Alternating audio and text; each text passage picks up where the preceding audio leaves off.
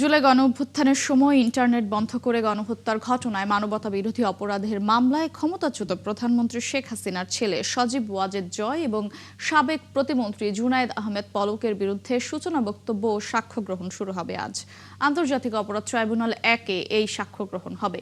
এ দুই আসামির বিরুদ্ধে আনুষ্ঠানিক অভিযোগ গঠনের পর্যাপ্ত কারণ রয়েছে উল্লেখ করে গত 21 জানুয়ারি তাদের বিরুদ্ধে বিচার শুরুর আদেশ দেন ট্রাইব্যুনাল। আসামি সজীব ওয়াজেদ জয় পলাতক, জুনাইদ আহমেদ পলক গ্রেফতার হয়ে কারাগারে আছেন। এছাড়া আজ আওয়ামী লীগের সাধারণ সম্পাদক পলাতক ওবায়দুল কাদের সহ 7 জনের বিরুদ্ধে দ্বিতীয় দিনের সাক্ষ্য গ্রহণ হওয়ার কথা রয়েছে। আর জিয়াউল আহসানের বিরুদ্ধে শতাধিক গুম খুনের মামলায় প্রথম সাক্ষী সাবেক সেনা প্রধান ইকবাল করিম ভূঁইয়াকে জেরা করবেন আসামি পক্ষের আইনজীবীরা।